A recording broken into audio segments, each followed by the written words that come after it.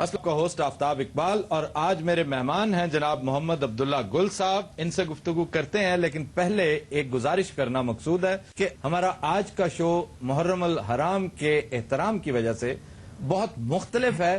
اس میں میری گزارش ہوگی کہ ہنسی مذاق کو اوائڈ کیا جائے، کیونکہ ہمارا ہمیشہ سے یہ طریقہ کار رہا ہے کہ 8ویں، 9ویں اور 10ویں محرم ہم کوئی پامپ اینڈ شو نہیں کرتے، کوئی فیسٹیوٹی کوئی ایسی نہیں کرتے. پھر میں اپنے کامیڈین دوستوں سے بھی گزارش کروں گا کہ آج گو کہ آپ کی رگ مزاح بار بار پھڑکے گی، لیکن گزارش یہ ہے کہ آج اسے کنٹرول میں رکھیے، اور مزاح کی جگہ اگر طنز غالب ہو تو وہ زیادہ بہتر ہے، کیونکہ طنز بھی بہرحال ایک میڈیم ہے بات کو کمیونیکیٹ کرنے کا، اپنے احتجاج کو رجسٹر کروانے کا. آج ہم ایک ہی موضوع پہ گفتگو کریں گے، اور وہ نیٹو کا معاملہ ہے. اس کا بیک ڈراپ آپ کو معلوم ہے کہ آج سے کچھ عرصہ پہلے سلالہ نامی ہماری چیک پوسٹ پر گن شپس نے فائرنگ کی، ہمارے 26 جوان شہید ہوئے. یہ ظلم کی انتہائی اندوناک کہانی ہے، جس کا راکم، جس کا محرر وہ ملک ہے جو پوری دنیا میں ہیومن رائٹس کا نام نہاد چیمپئن بننے کی کوشش کرتا ہے. اور میں انٹروڈیوس بھی کر دوں، محمد عبداللہ گل نوجوان دانشور ہیں. آپ میساک نامی ایک ریسرچ انسٹیٹیوٹ ہے جس کے ڈائریکٹر جنرل ہیں، اور اس کے ساتھ ساتھ بے شمار امریکی رسائل اور جرائد میں کنٹریبیوٹ کرتے ہیں. مختلف middle eastern T V channels کو بھی اپنی کنٹریبیوشنز وقتاً فوقتاً دیتے رہتے ہیں، اور ہمارے انتہائی محترم بزرگ دوست جنرل حمید گل کے صاحبزادے ہیں. سب سے پہلا سوال میرا یہ ہے کہ آپ کو کیا نظر آتا ہے کہ سلالہ پر یہ جو حملہ ہوا ہے، اس کے مقاصد کیا ہو سکتے ہیں؟ وہ مقاصد جو امریکہ نے اچیو کرنے تھے اس معاملے میں، وہ اچیو نہیں کر پایا، کیونکہ اس کا جو مقصد سب سے پہلے تھا کہ کسی طریقے سے فوج کی تذلیل کروائی جائے، جس کے پیچھے یہ میمو گیٹ سکینڈل ابھی حالیہ آپ نے دیکھا، اس کا بھی مقاصد تھے. اسی طریقے سے سلالہ کے اندر جو ہے وہ بھی ایک مقاصد ہیں اس کے. یہ اصل میں پالیسی جو ہے وہ ہے پینٹاگون کی. پینٹاگون نے ایک ایسا واقعہ کیا کہ وہ جو پالیسی اوباما جس نے پاکستان کے حق میں اب ایک پالیسی دینی تھی، وہ کہیں یہ نہ ہو کہ وائٹ ہاؤس وہ پالیسی دے جائے اور اس کے مقابلے میں جو پینٹاگون ہے اس کو جو ہے وہ یہاں سے اس علاقے سے خطے سے جانا پڑے. اگر ہم ماضی کے اندر دیکھیں تو ویتنام کے اندر جب جنرل ویسٹ مور لینڈ تھا، وہ بھی یہی کہتا تھا کہ مجھے اور ٹروپس دے دو، مجھے وسائل دے دو، تو میں جو ہے وہ یہ جنگ جیت سکتا ہوں. 23,000 پاؤنڈ بم انہوں نے جو ہے وہ گرائے ویتنام کے اوپر، اور اس کے باوجود نتیجہ جو ہے وہ کچھ نہیں نکل سکا. افغانستان میں بھی کچھ ایسے مسائل ہیں کہ ڈیک چینی اور اس کی جو پالیسی جارج بش کی تھی وہ آج تک کنٹینیو ہو رہی ہے، اور اوباما جو بیچارہ ایک کالا آدمی ہے وہ ایک وائٹ ہاؤس کے اندر پھنس کے رہ گیا ہے. وہ کیا وجوہات ہیں جن کی بنا پر امریکی جرنیل اس وقت کنٹینیو کرنا چاہتے ہیں افغانستان میں؟ ان کی ذاتی درپردہ انٹرسٹ کیا ہو سکتی ہے؟ یہ درپردہ انٹرسٹ تو ایک تو یہ ہے کہ ان کو معلوم ہے کہ اگر یہاں سے وہ جائیں گے تو پھر اس کا مطلب ہے کہ وہ پھر اس خطے سے ہی چلے جائیں گے، اور یہ بات کہنا کہ وہ اپنے بیسز یہاں قائم کر سکتے ہیں، تو میں بالکل آپ کو یہ یقین دلاتا ہوں کہ وہ انشاءاللہ تعالی اپنے بیسز افغانستان میں نہیں رکھ سکتے، کیونکہ اس کے پیچھے بہت سارے عوامل ہیں، لیکن چند ایک میں آپ کے سامنے پیش کرتا ہوں. پہلا تو یہ کہ وہ بیس اتنے بڑے فوج کے ساتھ وہ افغانستان کو کنٹرول نہیں کر پائے، جس میں یونائٹڈ نیشنز کی بھی فورسز ہیں، آئی سیف فورسز بھی ہیں، اس کے علاوہ ان کی اپنے بھی ٹروپس ہیں. وہ نہیں کر سکے تو چھوٹے سے وہ بیسز پر مٹھی بھر 30,000 20,000 فوجیوں سے وہ ان بیسز کو کنٹرول نہیں کر سکیں گے. دوسری بات یہ ہے کہ حامد کرزئی نے 3 شرطیں جو ان کو پیش کی، جو کہ ان کا پپٹ ہے. پہلا اس نے کہا کہ اس بیسز سے جو ہے وہ آپ جو ہے جو اسلحہ آپ استعمال کریں گے ان بیسز پہ وہی افغانستان آرمی کو بھی دیا جائے گا، یعنی کہ AH-64 ہیلی کاپٹرز، اپاچی ہیلی کاپٹرز آپ بھی استعمال کریں گے. تو یہ ممکن امریکہ کے لیے نہیں ہے. دوسری جو بات انہوں نے کہی کہ آپ جو افغان قانون ہے اس کے نیچے آئیں گے، یعنی کہ کل کو اگر وہاں شریعت کا قانون نافذ ہو گیا تو وہ بیسز شریعت کے نیچے آ جائیں گے. یہ بھی ممکن نہیں ہے. تیسری بات انہوں نے کہا جو اس کا سب سے بڑا بنیادی مقصد ہے کہ آپ ان بیسز سے کسی ملک میں جو ہے وہ دخل اندازی نہیں کر سکتے. تو پھر ان بیسز کا مقصد جو اصل مقصد ہمیں پتہ ہے کہ وہ چائنا کے لیے، ایران کے لیے اور پاکستان کے لیے، اور ایک حد تک رشیا کے لیے. اس کے ڈانڈے کسی حوالے سے نارکوٹکس ٹریڈ کے ساتھ بھی ملتے ہیں؟ جی بالکل. نارکو ٹریڈ جو ہے پچھلے سال جو اس کا آیا وہ انہوں نے 93% جو نارکو ٹریڈ تھا وہ سارا کا سارا افغان سوائل سے ہوا. دنیا کا 93%. اس میں سے 6500 ٹن جو نارکوٹکس تھے وہ اسمگل ہوئے. پاکستان کے اندر پہلے چیزیں ہوا کرتی تھیں, پکڑے جاتے تھے ٹرک وغیرہ, لیکن اب وہ نہیں پکڑے جا رہے. اسی طرح سے طالبان دور حکومت میں ویسٹ کی رپورٹ کے مطابق اوپیم گروتھ کو وہ زیرو پہ لے آئے تھے, ختم ہو گئی. پھر اتنی بڑی فوجوں کی موجودگی میں اتنی بڑی گروتھ جو ہے وہ کیسے ہو رہی ہے وہاں؟ یہ ملٹری پلینز کے ذریعے جاری ہے, جرنیل اس کے اندر انوالوڈ ہیں. اس کی آپ جو مثال ہے وہ آج آپ امریکن ویب سائٹس پہ کسی بھی پہ چلے جائیں تو آپ کو پتہ چلے گا جو سی سائڈ پراپرٹیز ہیں, جو بڑی پرائم پراپرٹیز ہیں, وہ ان کے فوجی جوان خرید رہے ہیں, ان کے جرنیل خرید رہے ہیں. اسی طریقے سے دنیا کے اندر جو امریکنز ہیں وہ پراپرٹیز خرید رہے ہیں. یہ نارکو ٹریڈ کا پیسہ ہے. خواتین حضرات, جارجیا, ایریزونا, فلوریڈا, کیرولائنا, دونوں ساؤتھ اور نارتھ کیرولائنا میں اور ایون کیلیفورنیا کے علاقے میں جہاں جہاں ریالٹی میں ریئل اسٹیٹ میں انویسٹمنٹ ہو رہی ہے, اگر آپ اس کو تھوڑا مائنیوٹلی اسٹڈی کریں تو آپ دیکھیں گے کہ اس میں 70% وہ ملٹری کے لوگ ہیں جن کا کسی نہ کسی حوالے سے تعلق افغانستان سے ہے. جی جناب. $126 بلین اس فوج کے اوپر خرچ ہو رہا ہے.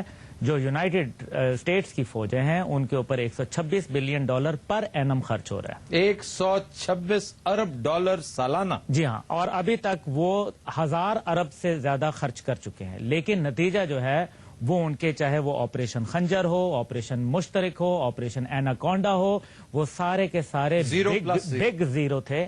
یہ جو سلالہ کی جو ٹریجڈی ہوئی ہے اس میں پاکستانی فوج کا کردار آپ کو کیا نظر آتا ہے؟ اس میں کیا سوالات ہیں اور ان کے جوابات ابھی تک کیوں نہیں سامنے آ رہے؟ پاکستان فوج کا کردار جو ہے وہ یقیناً ایک سوالیہ نشان جو ہے لوگوں کی آنکھ میں ہے.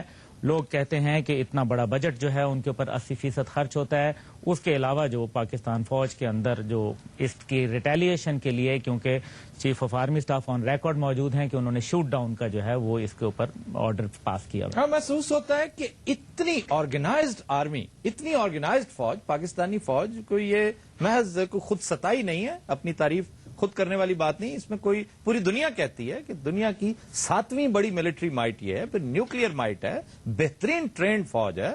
لیکن یوں محسوس ہوتا ہے جیسے امریکہ کے ساتھ معاملہ بندی کرتے ہوئے بڑی گھٹن کا شکار ہیں ہمارے جرنیل اور ہماری فوج کی ٹاپ براس. اس کی کیا وجوہات ہے؟ اس کی ایک تو وجہ مشرف صاحب بیٹھے ہوئے ہیں, ان کی پالیسیز کا اگر ہم دیکھا جائے تو وہ یو ٹرن پالیسی جو لینا تھا وہ سب سے بڑی جو ہے ہماری غلطی تھی.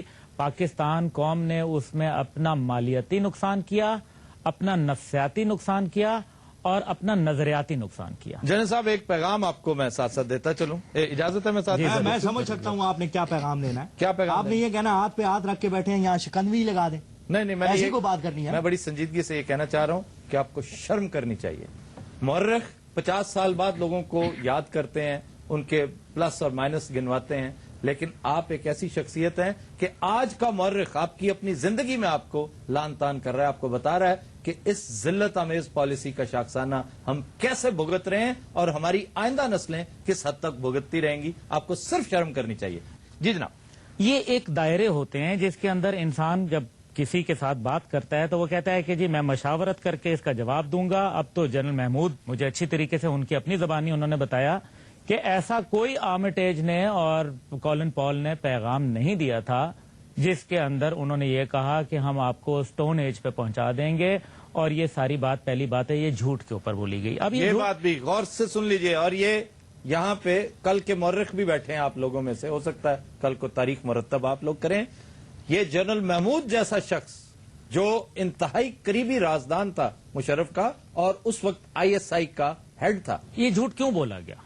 جھوٹ اس لیے بولا گیا کہ کہیں کوئی پہلے سے معاملہ طے تھا امریکنز کے ساتھ, مغرب کے ساتھ, جس کے اگینسٹ کچھ ہم نے ان کو ڈیلیور کرنا تھا. فون کال کے اوپر ڈھیر ہونا جو تھا وہ ہمارے لیے تاریخ کا ایک بدترین باب تھا, شرمناک ترین دور تھا جس سے ہم وہ گزرے. میں قطع کلامی کر رہا ہوں, میں آپ سے یہ پوچھوں گا کہ اس وقت ہمارے پاس آپشنز کیا ہیں, اور میں ساتھ یہ بھی آپ سے گزارش کروں گا کہ یہ بتائیے ہماری آڈینس کو بھی, ناظرین کو, کہ پاکستان فوج حوالے سے، لیکن اس کے لیے مجھے لینا ایک بریک. خواتین و حضرات، we'll take a break. Stay with us. Welcome back. خواتین و حضرات، گفتگو جاری ہے نوجوان دانشور عبداللہ گل کے ساتھ نیٹو کی بربریت اور پاکستانی آپشنز کے حوالے سے. ہم بریک سے پہلے ہی گفتگو کر رہے تھے. جناب، آپشنز پہ آتے ہیں. یہ بتائیے کہ پاکستان کے پاس ملٹری اور نان ملٹری آپشنز کیا کیا ہیں، اس کا جواب دینے کے لیے. بڑا آسان حل ہے. پہلے تو سب سے پہلے آپشنز پہ ایک میں آپ کو کوٹ کروں گا کہ fear is no policy and surrender is no option. واہ. تو ٹخنے توڑ جواب دینا چاہیے. واہ. ٹخنے توڑنے چاہیے، ان کے راستے بند کر دینے چاہیے. اللہ تعالیٰ نے یہ بڑا ایک یعنی موقع دے منہ دیا. توڑ جواب جو ہے اس کی بجائے یہ پالیسی ہے، یہ اسٹریٹجی ہے. یہ فریز میں نے پہلی دفعہ سنی ہے اس نوجوان دانشور سے کہ ٹخنے توڑ جواب دیں، اور ٹخنے توڑ جواب کی تعویل یہ دیتے ہیں کہ راہداری روک لو، وہ راستہ بند کر لو. جی جناب.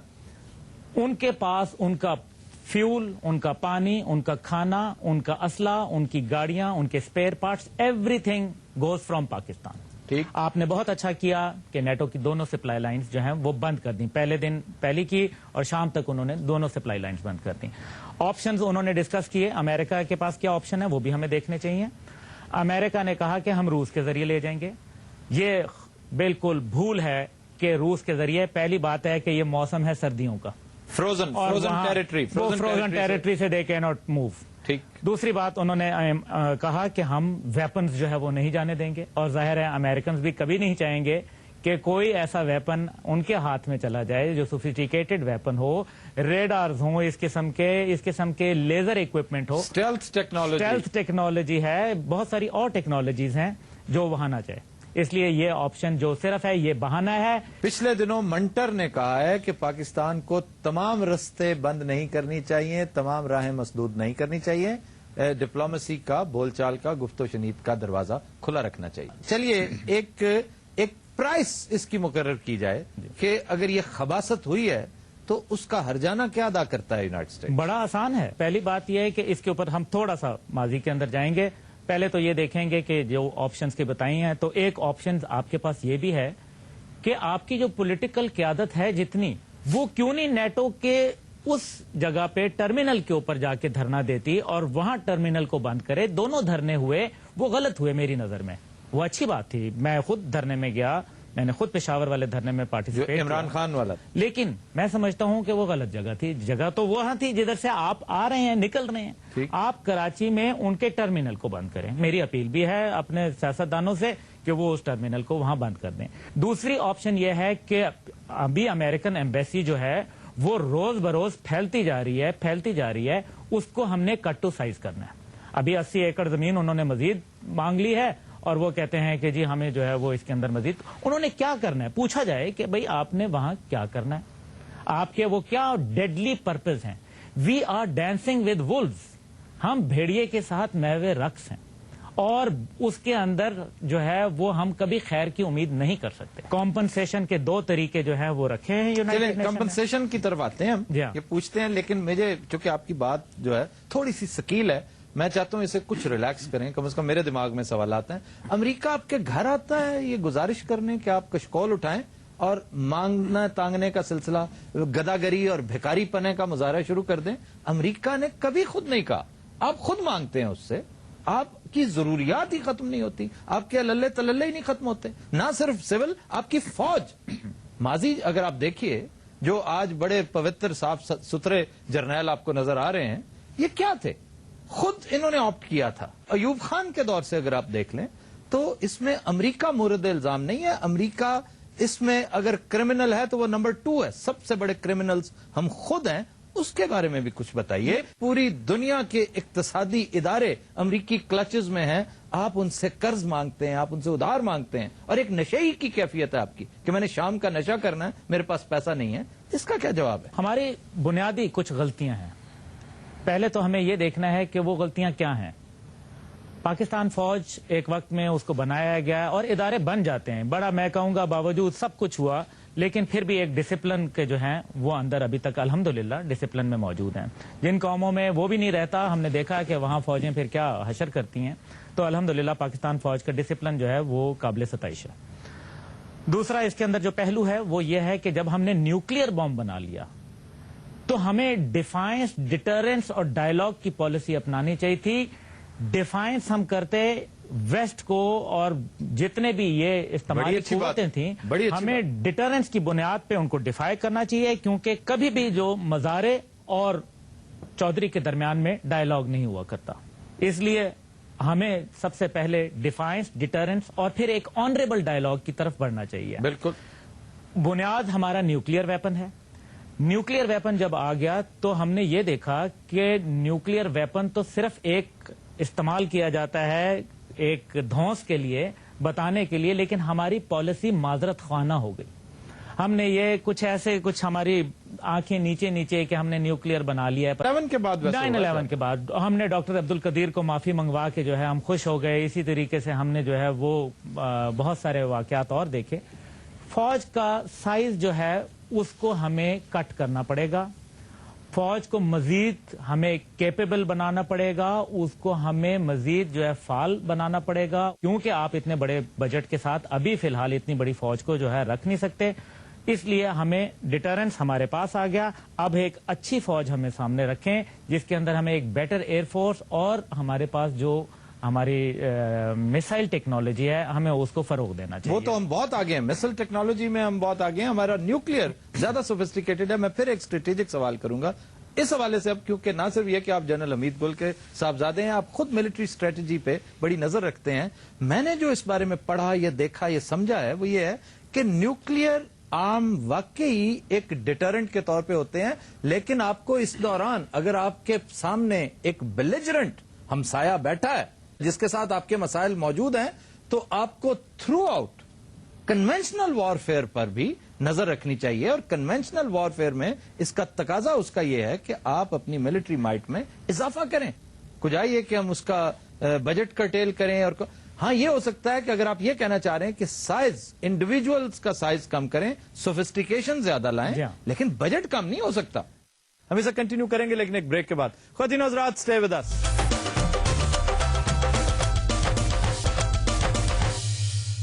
Welcome back. جی جناب عبداللہ گل صاحب، پاکستان کے آپشنز کنکلوڈ کر رہے تھے آپ اس بات کو. کچھ تو میں نے آپ کو بتا دیے ہوئے ہیں، اور باقی جو ہے وہ یہ کہ ہماری پاکستان فوج کو یہ فیصلہ کرنا ہے کہ 2 فرنٹ وار جو ہے اس کو لڑنا بند کر دے. نان ملٹری اور ڈپلومیٹک آپشنز کیا ہیں یہ بتائیے. ہم ان کے ساتھ جتنی جلدی ہو اس کوآپریشن سے باہر آئیں. اس ٹائم پہ ہم ان کی مجبوری ہیں، وہ ہماری مجبوری نہیں. جتنا ہم بلیک میلر کو جگہ دیتے رہیں گے، بلیک میل ہوتے رہیں گے. تو کیا کہیں ان سے کہ اچھا اگر آپ نے تصفیہ کرنا ہے، پرامن تصفیہ کرنا ہے، تو کیا کریں؟ مطلب کوئی وہ دیت وغیرہ یہاں اپلائی نہیں ہوتی کیا؟ دیت تو 2 سٹینڈرڈز انہوں نے خود سیٹ کیے ہوئے ہیں. ایک لاکر بی کا کیس جس کے اندر انہوں نے کمپنسیشن مانگی اور لیبیا کو نچوڑ دیا. لیبیا ان حالوں کو پہنچ گیا. اور اس کے بعد جب تک قذافی کچھ اور تھا تب تک وہ ٹھیک تھا، اور جب ان کے دام فریب میں پھنس گیا تو پھر جو حال ہوا.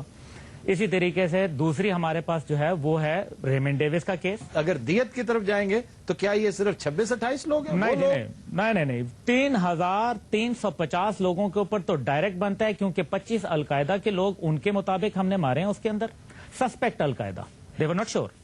دوسرا انہوں نے اگر باقی لوگ ہیں تو وہ بے گناہ ہیں.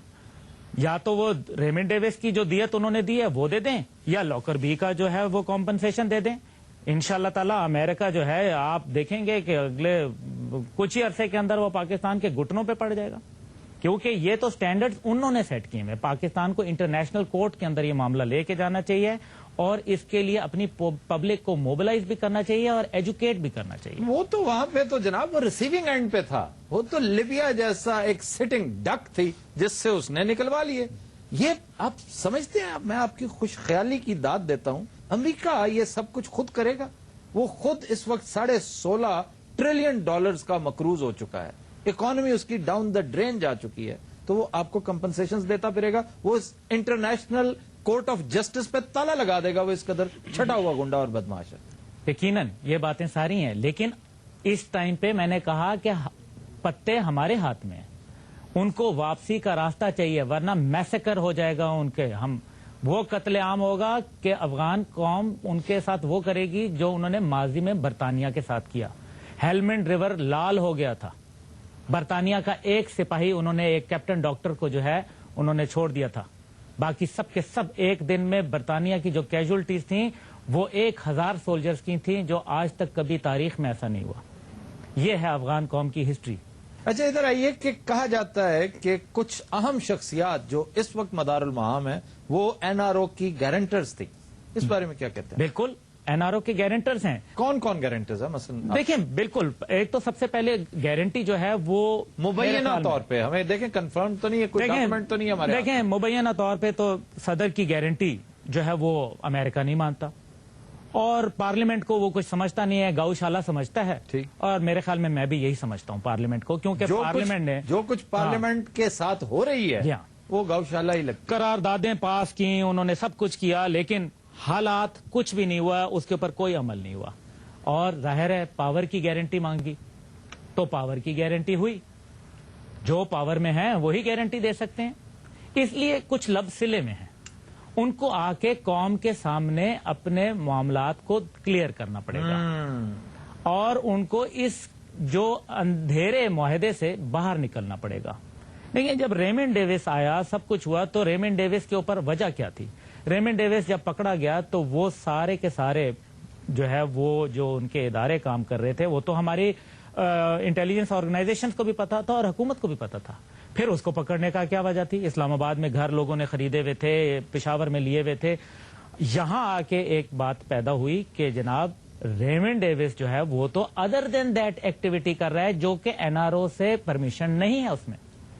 اس کے لیے ہمارے پاشا صاحب جو ہیں وہ امریکہ بھی گئے اور انہوں نے وہ چیزیں بیان کی جس کے اوپر ان کی فوج کے کمانڈر ان چیف کو معافی مانگنا پڑ گئی. آخر وہ کیا وجوہات تھیں اس لیے وہ بھی پتہ نہیں. لیکن ریمنڈ ڈیوس کو چھوڑا کیوں؟ وہ کیا تھیں وجوہات؟ نیوکلیئر میپنگ کر رہے تھے پیٹریس کے دور میں. میکرسٹل نے جو ہے وہ ایک پالیسی بنائی تھی جس کے اندر انہوں نے کہا تھا کہ جی 3 C-130 لوڈز جو ہیں اس کے اندر ہم ان کا نیوکلیئر جو ہے وہ لے کے چلے جائیں گے. لیکن جب پینٹاگون کے اندر یہ ہیٹڈ ڈبیٹ ہوئی اس کے اوپر تو انہوں نے کہا کہ اگر پاکستان کے پاس اس ٹائم پہ 79 نیوکلیئر بامز تھے, انہوں نے کہا کہ جی اگر اس میں سے ہم 74 بھی اٹھا کے لے جائیں, جس کا ان کو کچھ اندازہ تھا, جو مختلف اندازے تھے, لیکن ان کو یہ نہیں معلوم تھا کہ باقی کدھر. تو انہوں نے کہا وہ ایک ہندوستان پہ اور باقی اسرائیل کے اوپر مار دیں گے. جو جادوگر کی جان ہے وہ تو طوطے میں اٹکی ہوئی ہے, وہ تل ابیب میں, تو وہ تل ابیب کے اندر ہے. اس وجہ سے انہوں نے یہ مؤخر کر دیا. نیوکلیئر محفوظ کس حد تک ہے اس وقت؟ نیوکلیئر الحمدللہ پاکستان کا بالکل محفوظ ہے, کیونکہ اگر نیوکلیئر محفوظ نہ ہوتا تو امریکہ تو کب کا نیوکلیئر جو ہے وہ لے کے اڑ چکا ہوتا. لیکن کیونکہ ماضی کے اندر 1986 کے اندر پاکستان کی طرف سے ایک ایسی مثال موجود ہے جب پاکستان جو ہے وہ نیوکلیئر جو ہے وہ ڈکلیئر نہیں ہوا تھا. جب پاکستان نے اسرائیل کے جہاز آئے تھے اور انہوں نے کہا تھا کہ پاکستان کے کہوٹا کو اٹیک کریں گے, اور سری نگر میں وہ پارکڈ تھے انڈین مارکنگ کے ساتھ اسرائیلی جہاز تھے 10 منٹ کے فاصلے پر. جی ہاں 10 منٹ کے فاصلے پہ تھے. اور اس ٹائم پہ جب ISI کو یہ رپورٹ آئی تو ISI نے جو ہے وہ ایک کردار ادا کیا اور کہا کہ ہم جو تمہارا بغل بچہ ہے اسرائیل اس کو ہم اڑا دیں گے. فرینچ کنیکشن کے ذریعے میسج دیا گیا اور اس کے نتیجے میں آپ نے دیکھا. اس لیے وہ خوف اسرائیل کو آج تک اور انڈیا کو آج تک پتہ ہے کہ کہیں یہ نہ ہو کہ پاکستان چلا جائے. اس لیے جو ان کی لابی وہاں کام کر رہی ہے امریکہ کے اندر, جس نے میں نے کہا کہ اوباما کو قید کر کے رکھ دیا, وہ لابی اتنی سٹرونگ ہے جس کی وجہ سے جتنے نئے کینڈیڈیٹ امریکہ کے آ رہے ہیں وہ یہی بات بار بار کر رہے ہیں, لیکن وہ نیوکلیئر کو الحمدللہ نہیں لے جا سکتے. بریف کیس بامز کیا ہیں؟ پاکستان کی منیچر ٹیکنالوجی ہے الحمدللہ. بریف کیس بامز پاکستان تو یہ بیسک پاکستان کا مقصد تھا کہ آرٹلری کے اندر استعمال کیا جائے اور ان کے آگے وار ہیڈ لگایا جائے تاکہ منیمم صرف فوجی نقصان ہو, سول کیجولٹیز جو ہیں وہ نہ ہوں. تو یہ منیچر ٹیکنالوجی ہے الحمدللہ. پاکستان اس میں میرے خیال میں one of the finest technologies جو دنیا میں نیوکلیئر کی ہیں وہ پاکستان کے پاس. میں تو یہ بھی سمجھتا ہوں کہ پاکستان کی مسل ٹیکنالوجی جو منیچر نہیں ہے وہ it is one of the best technologies in the world. One of the best technology, cryogenic based جو ہے. جی ہاں بالکل, ہمارے پاس بہت اچھی ٹیکنالوجی ہے. اس کو چائنا کے اندر سیکنڈ آرٹلری کہا جاتا ہے, اور یہ باقاعدہ آرمی نیوی ایئر فورس کی طرح ایک جو ہے آرم کا ایک ایسا حصہ ہے جس کو ایک فورس کہا جاتا ہے.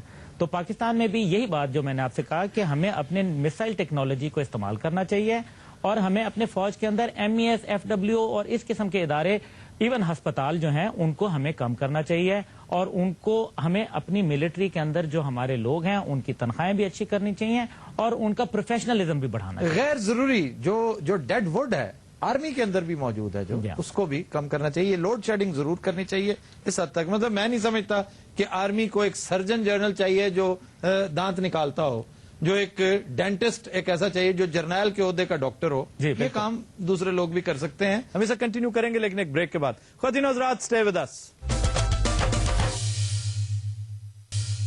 Welcome back. اس سے پہلے کہ ہم آڈینس کے سوالات کی طرف جائیے, آپ نے ایک چیز کنکلوڈ نہیں کی تھی کہ پاکستان فارن پالیسی میں آخر کیا قباحت ہے, کہاں مسائل ہے. جنرل کیانی نے جب آئے تو انہوں نے کہا کہ یس آئی ایم انڈیا سینٹرک. اب فوج اس طریقے سے سوچتی ہے اور فورن آفس اس کے بالکل مختلف سوچتا ہے. ہم انڈیا کے ساتھ یہ ٹریڈ کی بات کرتے ہیں, ہم انڈیا کے ساتھ جو ہے موسٹ فیوریٹ نیشن کی بات کرتے ہیں. آج اس کا ہم نے شاخسانہ دیکھ لیا کہ اس نے تو ہمیں وہ ٹیررزم کے اس میکنزم میں شامل کرنے سے انکار کر دیا. ہمارے ساتھ جوائنٹ وینچر نہیں وہ کر رہا, یعنی موسٹ فیوریٹ نیشن ہونے کے باوجود. اور میں سمجھتا ہوں یہ اس کا شاخسانہ ہے, یہ جو کچھ نیٹو میں ہوا ہے. بالکل اس جنبش نے ایک دم اس چیکر بورڈ میں تبدیلیاں کر دی ہیں اور وہ ریٹریکٹ کر گئے. وہ اب امریکہ کی دال وہاں نکل رہی تو وہ ہندوستان کا سہارا لے رہا ہے. امریکہ نے ہمیشہ پاکستانی جرنیلوں کو ہندوستان کا ہوا دکھا کر اپنے جائز اور ناجائز مطالبات منوائے ہیں. بالکل. اور اسی طریقے سے اگر ہم یہ بھی دیکھیں کہ وہ امریکہ علل اعلان کہتا ہے کہ وہ ہمارے نیچرل ایلائی ہیں انڈینز. تو جناب ایسی صورت میں تو میں پھر معذرت سے کہوں گا کہ ہمیں کنونشنل وار فیئر جو ہے اس کے اوپر زیادہ زور دینا چاہیے اور جے ایف تھنڈر سے بہت آگے کا سوچنا چاہیے. اور اس میں رشیا سے ہمیں چائنا, رشیا اور دیگر تمام ممالک we have to reach out to Russia through Beijing. Absolutely. یہ شنگھائی جو کلب ہے اس کو ہمیں استعمال کرنا چاہیے. ہمارا ٹرائیڈ اینڈ ٹیسٹڈ فرینڈ جو ہے چائنا ہے, ہم نے کبھی اس کے اوپر وہ اعتبار کیا ہی نہیں جس اعتبار کے وہ قابل ہے. تو چائنا ویسے ہیزیٹنٹ کیوں ہے؟ چائنا کھل کر پاکستان کے سکو فلینک نہیں کرتا. وہ اس کی اپنی بھی بہت ساری مصلحتیں ہیں. مثلا جیسے یہ واقعہ ہوا تھا نیٹو والا, آپ اگر دیکھیے تو Chinese response was pretty late. ماضی کے اندر کارگل وار ہوئی تو انہوں نے ایک اتنا بڑا غالباً 40 جرنیلوں کا ایک وفد پاکستان بھجوا دیا کہ یہ شو کرنے کے لیے, اور ایکسائی چین پروونس کے اندر انہوں نے فورسز اپنی لگا دی. انڈیا کے لیے ایک بہت بڑی تھریٹ تھی. اچھا جناب, ہم آڈینس سے کوسچنز لینے لگے ہیں.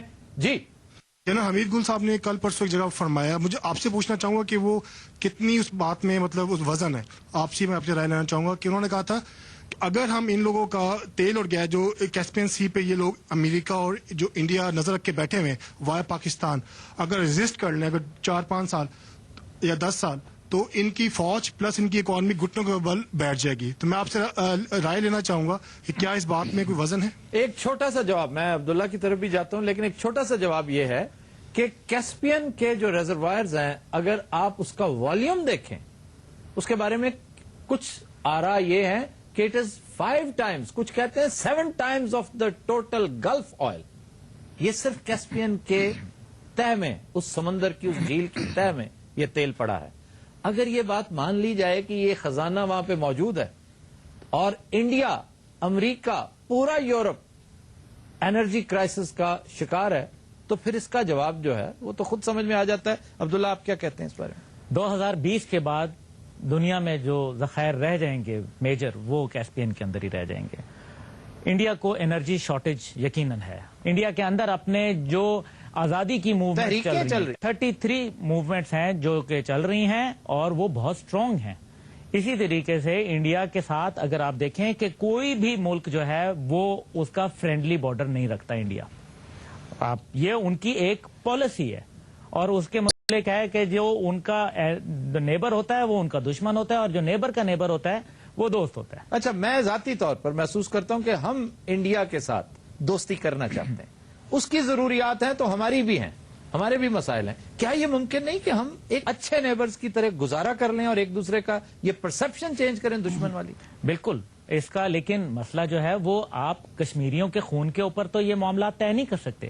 آپ کو اس معاملے کو کہیں تو سیٹل کرنا ہے. تو یہ چلیں بہترین ٹائم ہے. کیسپین تک ایکسس دینے میں جی ہاں. ان کی معاونت آپ کریں, بالکل. ادھر کشمیریوں کے لیے انہیں ٹیبل پر لائیں. وہ خود لے کے گئے معاملہ. نہرو نے کہا تھا کہ میں کشمیر کو آزادی دینے سے بہتر ہے کہ پلیٹ میں رکھ کے پاکستان کو پیش کر دوں. پانی کے بھی مسائل ہیں ہمارا جس طریقے سے انڈیا کا جو آبی جارحیت ہے, میں نے اس کے اوپر میرے ریسرچ سینٹر نے باقاعدہ رپورٹ لکھی ہوئی ہے. بھارت کس طریقے سے جو ہے وہ پانی کے اوپر ڈیم بنا رہا ہے, وہ ایک لمبی داستان ہے. لیکن اگین آپ کی نااہلی کا شاخسانہ ہے. بالکل. اگر آپ کی حکومتیں, آپ کے عوام, آپ کے دانشور, آپ کی قیادتیں اس قدر نااہل نہ ہوتی تو کبھی یہ دن نہ دیکھنے پڑتے جو ڈیمز کے حوالے سے انڈیا جو کر رہا ہے, کر غلط رہا ہے, لیکن آپ کے تساہل, آپ کی نیگلیجنس سے فائدہ اٹھاتے ہوئے, یعنی آپ بینک کو بغیر چوکیدار کے کھلا چھوڑ دیں کیش اور جا کے سو جائیں گھر میں اور صبح شکایت کریں جناب رابری ہوگی. رابری نہیں ہوگی تو اور کیا ہوگا. جی سر, پاکستان کے علاوہ نیٹو کی سپلائی کے تمام راستے رشیا سے گزرتے ہیں جو کہ بہت مہنگے ہیں. کیا امریکہ نیٹو کی سپلائی کا سلسلہ بند ہونا برداشت کر لے گا؟ 7 days لگتے ہیں ان کو دوسرا آلٹرنیٹ روٹ وہاں سے کرنے, جو کہ انتہائی انہوں نے کہا بہت مہنگا ایکسپینسو ہے, اور اس کے اندر فوجی اسلحہ بھی نہیں لے جایا جا سکتا. بندر عباس کے ساتھ ان کی ویسے نہیں ان بنتی. کے وہ تعلقات نہیں ہیں. ایران تو ایک غیرت مند ملک ہے. ہمارے لیے یہ بہترین آپشن ہے اس ٹائم پہ کہ پاکستان جو ہے وہ نیٹو کی سپلائی لائن بند کرے. پاکستان ان کے اوپر شرط رکھے کشمیر کے لیے. انڈیا کے ساتھ بالکل ہمیں اپنے معاملات کو درست کرنا ہے. ہمیں اکنامک بلاک بھی بنا سکتے ہیں, ہم ان کے ساتھ ضرور بنانا چاہیے. میری یہی گزارش تھی کہ اس وقت سینسٹیوٹی کا تقاضا, مصلحت کا تقاضا ہے کہ آپ انڈیا کے ساتھ دشمنی والا سلسلہ مت کریں. دشمنی کسی کے ساتھ بھی نہیں. انڈیا کو آن بورڈ لیں کہ دیکھیں ہمارے ساتھ کھلی جارحیت کی ہے انہوں نے, اور اگر آپ غور کریں تو انڈین میڈیا اس میں آپ کو سپورٹ کر رہا ہے. سارے کا سارا نہیں, لیکن وہ سپورٹ کر رہا ہے, اور ہر سینسیبل میڈیا آپ کو سپورٹ کرے گا. یہ ہے ڈپلومیٹک آن سلاٹ جو ہمیں کرنا چاہیے تھا. یہ بھی دیکھنا ہے کہ انڈینز اس ٹائم پہ ڈس اورینٹیٹ ہو گئے ہیں. جنرل دیپک کپور نے جو بیان دیا کہ 36 گھنٹے کے اندر ہم چائنا اور پاکستان کو جو ہے وہ ملیا میٹ کر دیں گے, یہ اس نے ہمارے لیے نہیں دیا تھا. یہ اس نے وہ ایلیمنٹس کے لیے دیا تھا جو اندر انڈیا کے اندر جو یہ پنپ رہے ہیں کہ ہمارا کیا بنے گا کہ اگر افغانستان سے کٹ اینڈ رن کی پالیسی امریکہ نے اپنائی اور وہ چلا گیا, تو انڈیا جس نے ایک رشین شپ کے بعد امریکن شپ کو بورڈ کر لیا تھا, اور جب اس کا بھی بیڑا غرق ہونے کو ہے, تو وہ یہ کہہ رہے ہیں کہ ہم کس طرف جائیں. جی میرا سوال ہے کہ آپ نے ابھی دید کی بات کی ہے, تو کیا ہمیں دید لینے کے بعد امریکہ کو اس کے راستے جو ہیں نیٹو کے لیے دے دینے چاہیے؟ قومیں فروختن چارزاں فروختن, ہم نے قوم کو بیچا لیکن کتنا سستا بیچ دیا. جنرل صاحب بیٹھے ہوئے, یہ دیکھیں کہ ہم نے قوم کو جو بیچا تو اس کی کوئی قیمت لینی چاہیے. کوڑیوں کے بھاؤ بیچا. ہم نے دیت جب لینی ہے یا لاکر بی کے سلسلے میں جو ہم نے انہوں نے پیٹرن سیٹ کیا ہوا ہے, اگر ہم اس کا وہ لیں پہلے تو وہ لیں. دوسری بات ہم یہ کہیں کہ اب یہاں سے ہم ملٹری سپلائیز آپ کی جو ہے وہ نہیں جانے دیں گے. جناب قوم نہیں مانتی. اسی طریقے سے ہمیں ان سے ڈیٹ آف وڈرال پوچھنی چاہیے کہ 2014 تو آپ کہہ رہے ہیں, لیکن یہ پاسبل نہیں ہے. 2014 آپ اس کو ٹائم فریم دیں اور پاکستان کا کردار بتائیں, اور انڈیا کو جو پراکسی رول آپ وہاں دینا چاہتے ہیں وہ ہم نہیں ہونے دیں گے, کیونکہ یہ ہماری پالیسی کے اگینسٹ ہے. اور ویسے ثابت قدمی کا جہاں تک تعلق ہے, اللہ کے فضل و کرم سے میرا ایمان ہے کہ ہر مصیبت آپ کے لیے نئی راہ کھولنے کے لیے آتی ہے. ہر مصیبت ایک نیا در واہ کرتی ہے. تو یہ جو سانحہ ہوا ہے, اللہ تعالیٰ نے یہ آپ کو ایک موقع دیا ہے پھر سے یکجہتی کا. آپ ایک جگہ کھڑے رہیں, پھر تماشا دیکھیے. اچھا, یہ اسٹیلتھ ٹیکنالوجی جو ہے اور ریڈار جیمنگ, یہ سارا سلسلہ ہمارے پاس آخر کیوں نہیں ہے؟ جس طرح سے ہم سوچتے ہیں یا فلموں میں دکھایا جاتا ہے وہ والی اسٹیلتھ ٹیکنالوجی یقیناً پاکستان کے پاس نہیں ہے, بلکہ وہ امریکہ کے پاس بھی اس طرح کی ٹیکنالوجی نہیں ہے. وہ اپنے پروپیگنڈے کے خود شکار ہیں. بیسکلی ہمارے جو یہ خاص طور پہ جو واقعہ جو 2 مئی کو پیش آیا, اس کے اندر ریمنڈ ڈیوس کا بھی بہت بڑا کردار تھا. کیونکہ مائکرو چپس پھینکی گئی تھیں اس ایریا کے اندر جدھر سے ہیلی کاپٹرز نے لو فلائی کر کے جو ہے وہ آئے. اب لو فلائی کے اندر ہمارے پاس پاکستان میں اس ایریا کے اندر لو فلائی ریڈار جو تھے وہ وہاں موجود تھے. اب وہ ریڈار جو ہیں اس سے پہلے جو ہے وہ ختم کر دیے گئے اور ہائی ریڈارز کے اوپر بات کی گئی, اور ہمارے ایئر چیف نے یہ کیا. یہاں سوال ایک بہت امپورٹنٹ پیدا ہوتا ہے کہ یہ کیا پروفیشنلزم میں کمی تھی؟ اچھا، اس لیے اس کی میں اس پروگرام کے وساطت سے یہ کہوں گا کہ اس کی ایک آفیشیل انکوائری ہونی چاہیے اور بڑے ہائی لیول جو ہے وہ انکوائری ہونی چاہیے، کیونکہ وہ لو ریڈار جو تھے وہ کور کر لیتے تھے، وہ پرانے تھے جیسے بھی تھے لیکن وہ کور کر لیتے تھے. جب یہ ہیلی کاپٹرز آئے تو وہ چپس پھینکے گئے تھے. آپ کو پتا ہے کہ یہ ڈرون جو ہے یہ ایک مائکرو چپ ہوتی ہے، اتنی سی ایک چپ ہوتی ہے، میں نے دیکھی بھی ہے.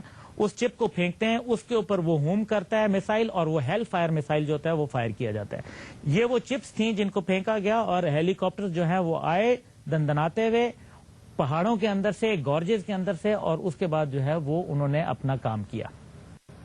اچھا، آخری 30 سیکنڈز ہیں. 30 سیکنڈز میں کنکلوڈ کرتے ہوئے یہ بتائیے کہ پاکستان کو کیا کرنا چاہیے؟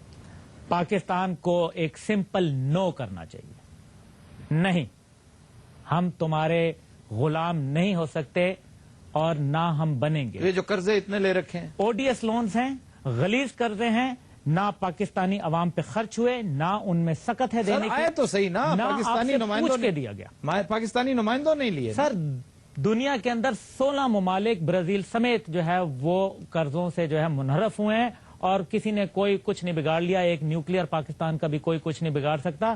بہت ساری چیزیں ہیں، پھر ہم بھی جو ہے وہ سیل پہ لگائیں گے تو قرضے ان کے ایک دن میں ہی واپس کر دیں گے. کوئی درمیانی راستہ؟ درمیانی راستہ یہی ہے، نیٹو کی سپلائی لائن دیں گے، قرضہ معاف کرو، ختم کرو. تم روٹھے ہم چھوٹے، میں نے آپ کو پہلے بھی کہا. خواتین و حضرات، آج کا خبرناک اپنے اختتام کو پہنچا. اس میں ہم نے کنکلوڈ کی چند چیزیں، چند باتیں جو نیٹو جارحیت بلکہ میں سمجھتا ہوں بربریت سے متعلق تھیں. آپ سے ملاقات ہوگی نیکسٹ ویک. اجازت دیجیے، اللہ حافظ و ناصر.